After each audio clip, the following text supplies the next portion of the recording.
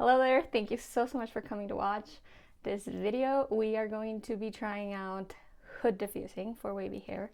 As you can see right now, I'm not having the very best hair day, and I wanted to film with my hair being the way that it is right now because I washed my hair about 1 or 2 days ago and did this diffusing method. I'm going to show you the clips of when I did it, and it's not super long lasting, as you can see, but right now I would still wear this out. I would still count this as another day that my wash day is lasting, but it doesn't feel like third day hair. It feels more like maybe fifth, you know? It feels like it's been longer since I washed it, even though it hasn't been super long since I did. So the styling doesn't last forever on me. I also used a different gel. I used the Dad Climate Control gel. The cast feels kind of hard to scrunch out, but not because it's super strong or super stiff. It doesn't feel stiff. I feel like the cast stays, but it's not making your hair stand out. So for example, if you were to grab a curl and make it stand out straight, it wouldn't. It droops. So it's not the hardest cast, but it does take a minute to scrunch it out because it's kind of soft to begin with, and that slight cast, that slight stiffness stays for a little bit longer as you're scrunching. So I actually had to squeeze and do praying hands on my entire head to be able to squeeze out or scrunch out that cast. It was kind of interesting. I'm gonna turn around so that you can see all of it.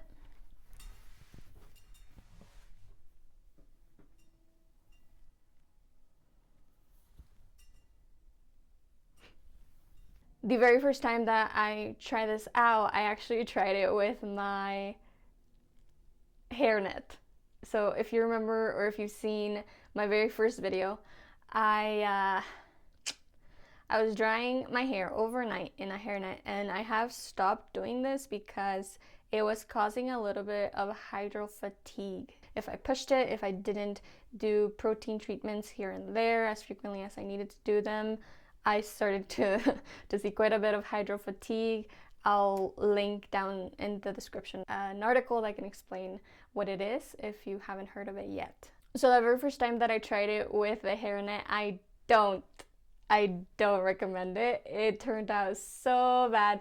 I had like the wonkiest curls ever. They did not slinky very well. I don't know what it was.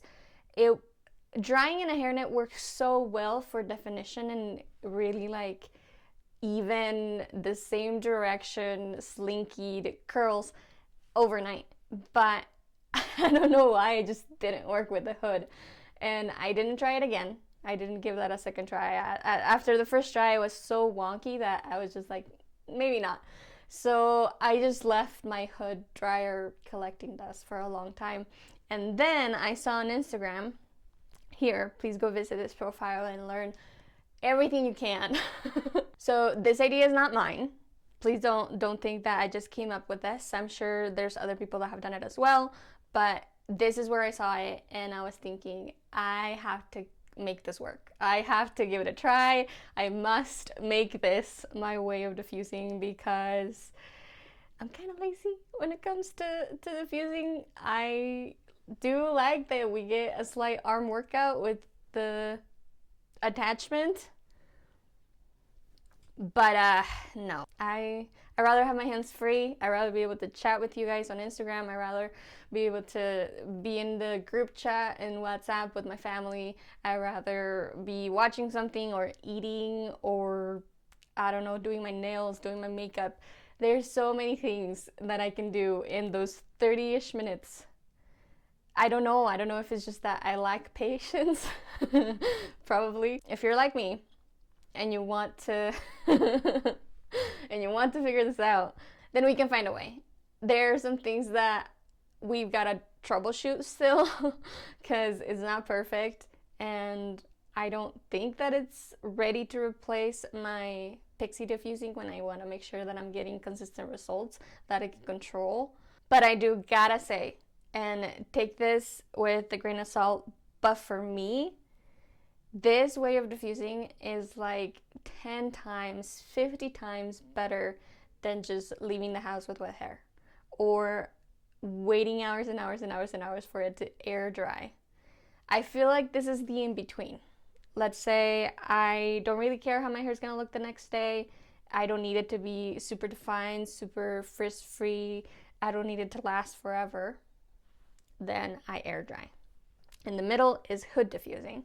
And in the other end, where I have a special event the next day, I want my hair to look the best it can. I know that I need it to last several days. That's when I'm gonna pixie diffuse and Smasters and have more control. So in the shower, I styled with Flip Coat and Scrunch. This is a technique that I learned from Atoya. I'll leave her handle on here. Then after that, I plopped for 20 minutes and then I started diffusing with the hood. So after I took out my plop with my t-shirt, my con t-shirt, I then diffused for about 5 minutes. Only 5 minutes. I do set a timer because I don't love having to use the diffuser and just hear the noise of the diffuser alone and have nothing else to do, nothing else occupying my time, just trying to like drift off and maybe meditate, but I'm not very good at that.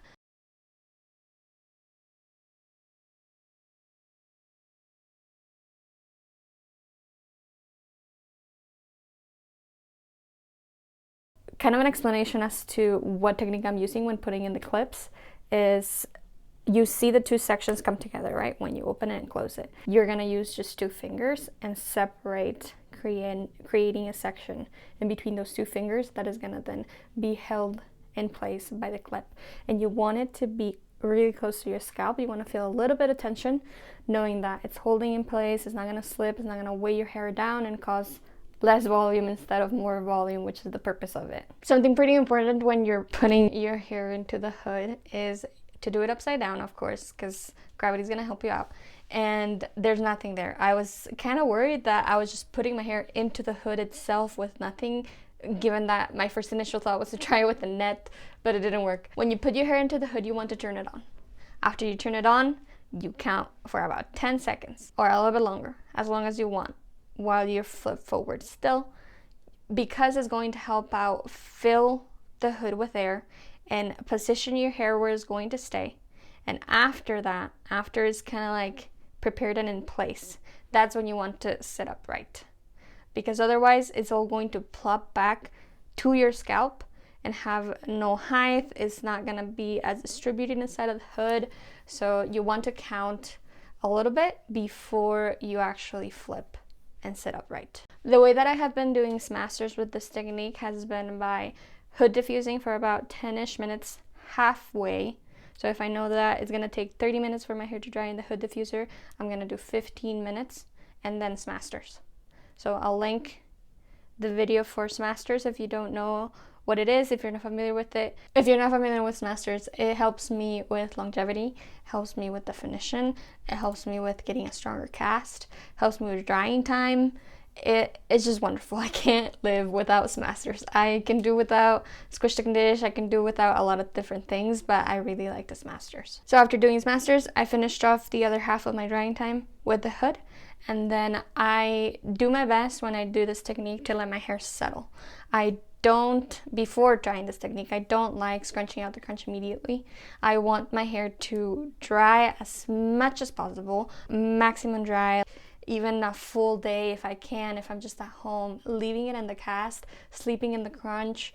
Anything that's going to prolong the time in which my hair is still stiff helps me out quite a bit, because it prolongs my wash day, it keeps my definition a lot longer. It's just better results, less frizz. It's just overall super good for me to leave my hair in the cast as long as possible. And because it was upright in this diffuser, it can kind of look odd. So when you take it out, you want it to settle. And then after about 30-ish minutes of it settling, then you're going to scrunch out the crunch. And I'll insert here the photos that I took of it after I scrunched out all of the crunch. Okay, so you saw the results from wash day, and you're seeing the results right now of 3-ish days after wash day, without any refreshes, with some sleep protection. I wasn't super consistent, I must say. I usually pineapple and sleep in my silk pillowcase. But final thoughts. I really like this. I want to use this almost every single wash day, because I rather put my head through wearing that contraption thingy and looking a little bit funny, and my husband is like, what is happening?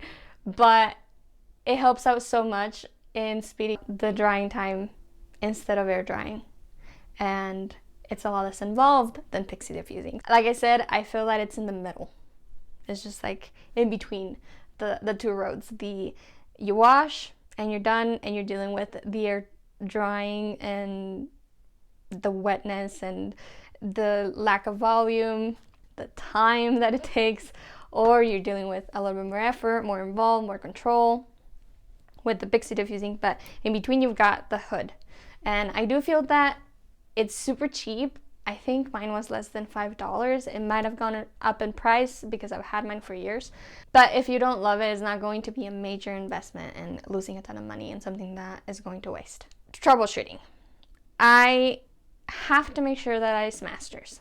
If I don't Smasters, it's not gonna be very good for me. I end up with sections that are very frizzy. I end up with sections that are wonkier, because I feel like I have even less control. In my Instagram post about it, I said that it feels kind of like you're baking. You put your hair into this thing and you set a timer, and then you take it out and you check, how's it doing? Is it almost done? Do I need to use a toothpick? And then I responded to someone commenting about liking the analogy that I do wish after we diffuse that we got this fresh tray of cookies out of the oven. It'd be pretty wonderful. So an idea for storing your hood diffuser, because when it's all expanded, it can be taking up your entire vanity or your entire countertop or all of the space inside your cabinet underneath your sink. It can get very, very big. So what I did was I grabbed this cardboard box that was holding some makeup brushes, and it's really, really pretty. It's from Spectrum, from the Frida Kahlo collection. But now it's my hood diffuser holder because I don't want it to be taking up my entire glass table where I do my makeup. So here you have it. It can get very big, it can take a lot of space, and I didn't know how to store it. It was always expanded and being clunky and being in the way. So now that I figured this out, there's a hack for you. Another thing that I wanted to share is that you have to make sure that whatever hood you get, you research what the size of this is. I'm going to link in the description the one I got. If you have the Xtava Orchid Diffuser compatible hair dryer, which is the one that I've got, I'm gonna leave you the link to mine, but you gotta make sure that this is going to fit on your hair dryer specifically and that it won't slip. This is very, very tight. It's kind of hard to get it on. Actually, I have to really stretch it out and then slip it in. Another thing that you might need with your diffuser hood is make sure it has a strap, because otherwise it's going to fly off your head. Even with this strap, where you tighten it, it still flies off my head. So what I had to do was add this hair tie, which is clipped on with a safety pin on both sides, so that I can have it under my chin and it doesn't fly off my head. Because otherwise it definitely would. The air's pressuring out of the tiny holes that are in here, but it's not enough to escape because your head is there, so then it's trying to push off and fly away.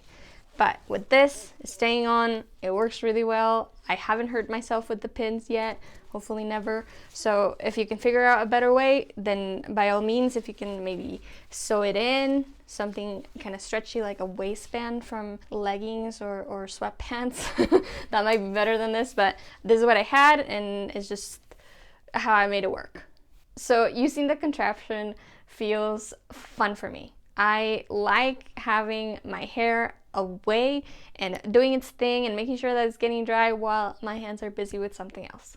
I really, really like that. I also like the convenience of how much it's saving me in time in comparison to air drying. Some of the cons for this technique are that there's a lot less control. It's like you're baking, you put it in and then you take it out and it's like, well, that's how it turned out. You don't have a lot of fussing with it or adjusting while it's happening like you do with the attachment diffuser. I find that the sections that can get kind of wonky or don't get the definition that I'm used to with diffusing are the ones in front of my face. They can kind of twist oddly, they can be a little bit frizzy, they can lack that slinkied look because of this technique. Also, the smaller layers, the shorter layers that I've got, which aren't super short, those can look kind of straightish with this technique. So something that we can try, and I will be trying, is pixie diffusing before you put your hair in the hood. So kind of like starting that shape that you want your hair to take, but then finishing it off with the hood diffuser. So you can do half and half. Maybe you diffuse halfway, pixie diffusing, Smasters, and then finish your last 50% of air drying time with your drying time, not air drying, of diffusing time with the hood diffuser. So that is everything for right now. Let me know if you've got any questions or anything that I missed. I will leave all of the sources that I could think of or that I'm aware of as far as people that have tried this or people that came up with this or anybody that has any advice as to how to improve it. I will also be linking the specific hood dryer that I got. And that is everything for right now. Thank you so much for watching, and I will see you next week. Bye-bye.